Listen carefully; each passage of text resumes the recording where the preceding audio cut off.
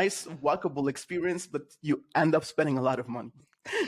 It's the city of good life, you could say, and like I said already, it's what we call a pocket-sized metropole, very walkable, and you can do a lot of things. If you want to experience a city fully, you can walk from the central station to the center of the city, go to the north at Eilandje with at Maas as one of the nice things, but also Red Star Line Museum. When you go to the south, you can go to our Museum of Fine Arts at KMSKA, or at MUCA, Museum of Contemporary Art. But also you walk through very nice neighborhoods on that moment where you see a lot of shops and very, very good restaurants. I think we are now the city with the most stars in Europe. So very good food.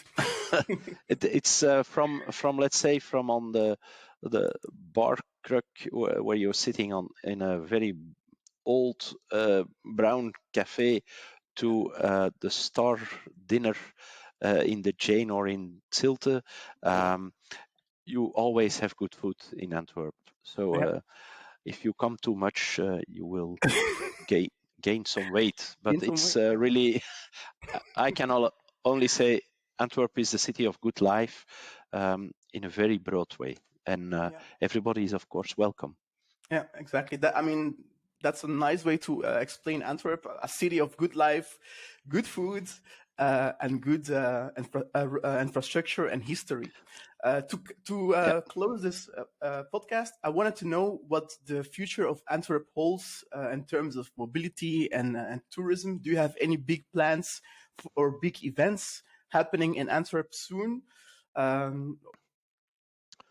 There are continuously big events, of course, but we're working on, for instance, now the Giants of Royal Deluxe are coming to the city this summer.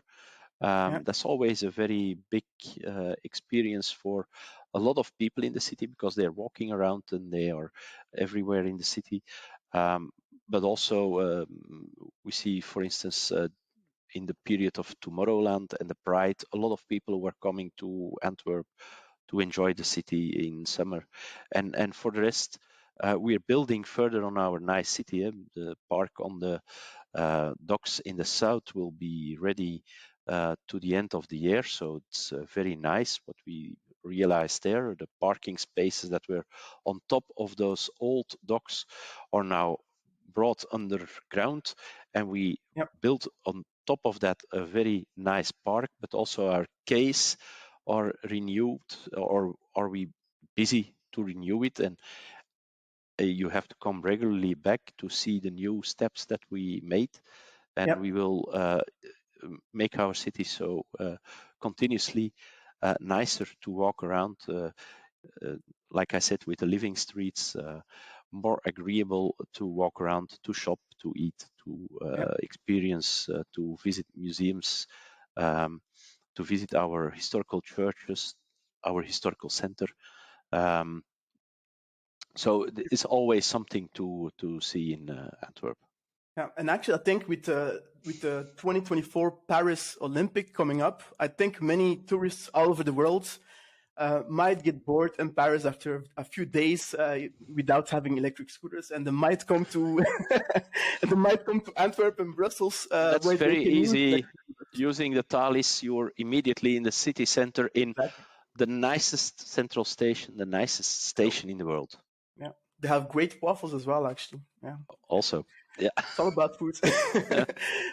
So, Vice Mayor Koen Kennis, thank you very much for joining me on this podcast on the early days of shared micromobility, to give your insights about the shared mobility in your city, what you have done these past few days, about the future. It was a very pleasant discussion. I'm happy that you were able to find time to share your insight, and I think the listeners will also appreciate this. So thank you very much for coming on the Early Days podcast. Thank you. Thank you, Konstantin, and good day further. Thank you very much. Goodbye.